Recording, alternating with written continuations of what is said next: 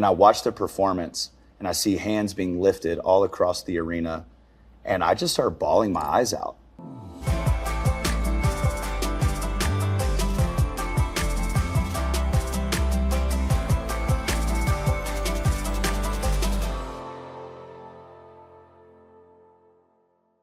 Brandon, thanks for being with us today.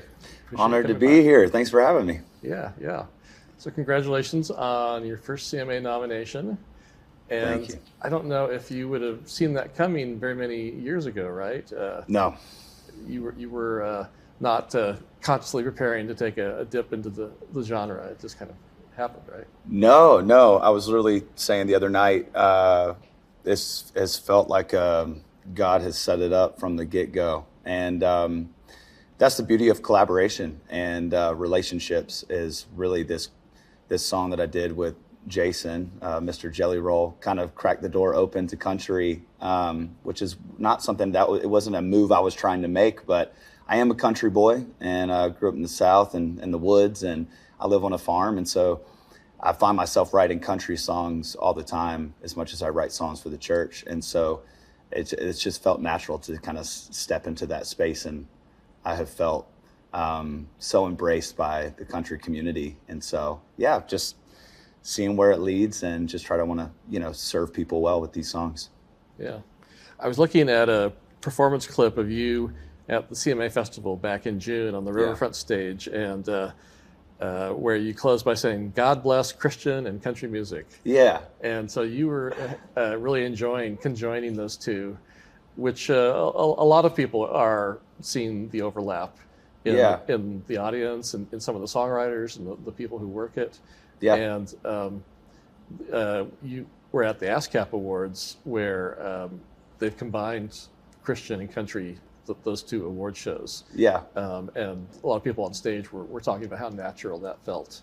So it did. It was really cool to see everyone in country celebrating Christian celebrating country. And I mean, before I accidentally stepped into this, I kind of maybe would have told you it felt like it would be a far leap. And then I realized, as I did CMA Fest, and I have so many friends in the country space, and then a lot of people I've looked up to for a long time walked into rooms, and these country artists are like, "Bro, I'm a huge fan of your music. We listen to," like Carrie Underwood's like, we listen to Brandon Lake every day in the car, and so it wasn't as far of a leap as I thought it would be. And it's been really cool. And if you think about country music, so much of country music is founded on faith and family and freedom. The same things that we celebrate in Christian music is celebrated in country music. And so it just feels natural. And that's kind of my dream come true, is see those two worlds collide in a greater way.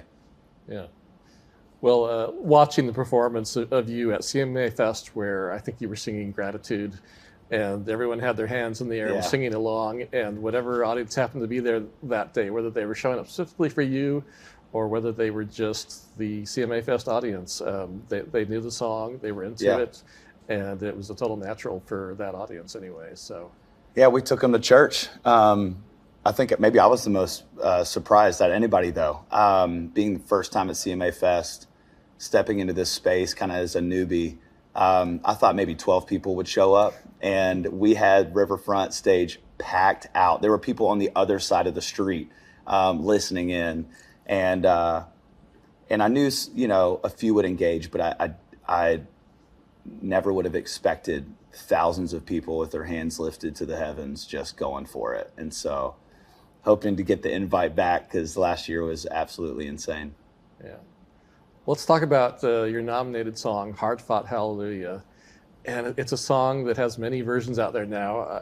I've seen, as I've got on the apps, and there's the version with John Batiste. Yeah. As well as studio and live versions, solo with Jelly Roll.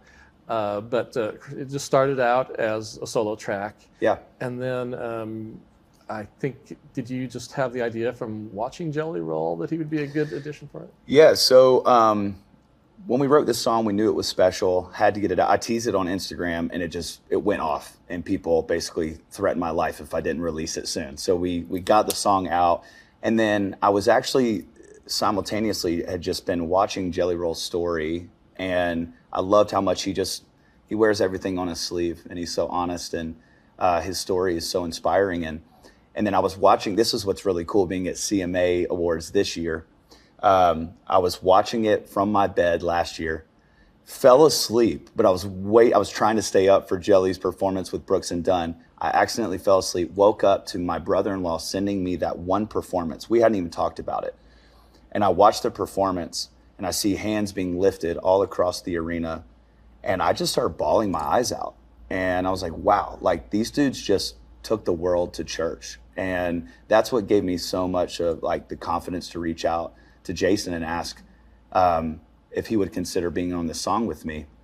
And what's really cool is we got on the phone first hour. We didn't even talk about the song. We just talked about life, being a father and husband and you know, how to balance family and traveling and all that. And we just became brothers. And then at the very end, we're like, so should we do the song together? And he's like, dude, yes, I've been praying for a song like this.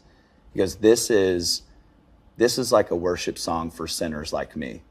And I'm like, bro, I think that's all of us, dude. And he's like, no, but this one really gets where I am and it completely articulates how the struggle, you know, but still trying to like connect with God through it. And so, yeah, and the rest is history. And then we just got to do it all over the country and some really cool opportunities. And then we brought John Batiste in for the Dove Awards, which was really special. And he's such an inspiration. And so, you know, it's been a really fun song to carry together. Yeah. And Jelly Roll, he already knew the song when you called. It wasn't like he just knew you and you had to tell him about the song. He was like, Jelly had heard it on TikTok, I think a week or two before he threw his phone in the river after his Bridgestone show and then switched to a flip phone. So it's actually one of the ways that like Jason has rubbed off on me. He's really helped me even learn boundaries and protecting like myself. And because, you know, this life's pretty wild when you're just running at 1,000,000 miles per hour. And so, but just thank God that he saw that clip. So he was already familiar with the song. And so when I asked him, he was like, dude, yes, I've loved this song. It feels perfect for this season. Yeah. You know, looking at the comments on that song on various different platforms, YouTube or wherever else, certainly it's indicative of, I'm sure, the reactions you hear firsthand if you're doing meet and greets or indirectly where people, everyone from, you know, someone who's just having like a moment of struggle, but they're very strong in their faith and it's giving them that turbo boost to kind of recognize it, to people who will say, you know, I was thinking about killing myself or something. Yeah. And I'm sure that's far from the only song where you get that, but this one seems to use a word from the genre, anointed, for a special purpose. Thank you. Yeah, I think that's probably the greatest honor, more than any kind of piece of medal or trophy you could get, is hearing the testimonies of lives changed. And I've had so many people reach out and say, literally, this song saved my life. If it wasn't for this song, I don't know if I'd still be alive, but it's given me faith to take on another day. And I don't think I've ever had a song tattooed this many times on this many people. That phrase is tattooed on so many people now.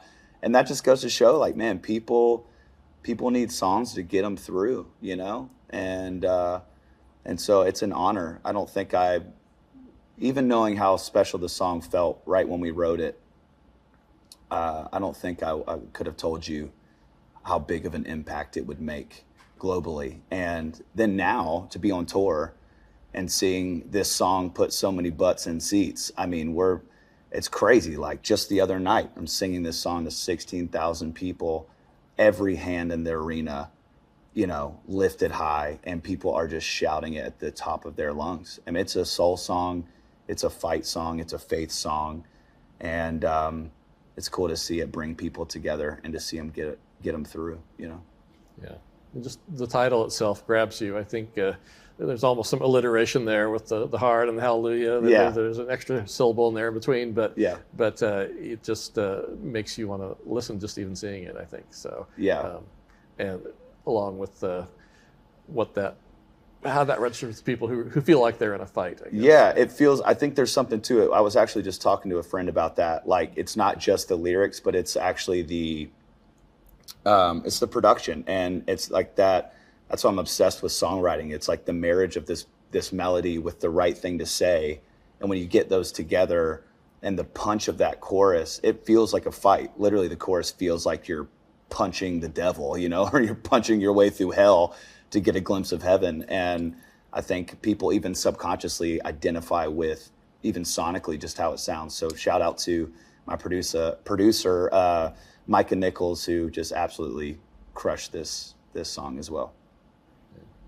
And just sort of coming into this genre, and maybe you're going to stick around and stay a while, but your background in it. I know you said that you grew up, you were the son of a pastor, and you had restrictions on what you were allowed to listen to, but CMT kind of got in there somehow. Yeah, so I grew up on like Wow worship CDs and Chris Tomlin and Michael W. Smith and all the GOATs classics. But then I would come home from school and turn on CMT.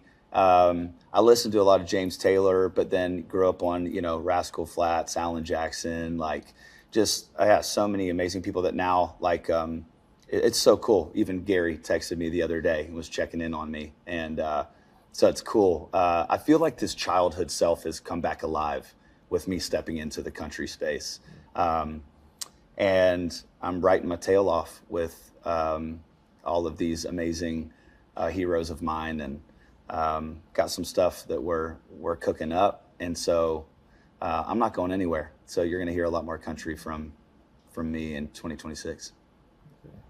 Well, if anybody, I'm sure a lot of people want to collaborate with you, but then there's got to be some people who maybe, like with Jelly Roll, it's a natural, but then there's people go, am I going to get blown out of the water by this guy, right. with that voice? So, but it might be interesting if you collaborate with somebody who had like just kind of a simple, sweet voice for contrast instead of the way you kind of blend Jelly Roll. So. Well, I ran into Shay last night. I would love to do something with Dan and Shay. And I don't know. I mean, he's one of those that, like, similar to Gary, I'm like, I don't know that I want to sing next to any of them because they're just absolute vocal angels.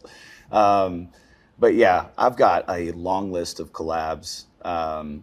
Me and Lainey have become great friends, and we've been writing some songs together currently in the works. So hopefully that's on the horizon.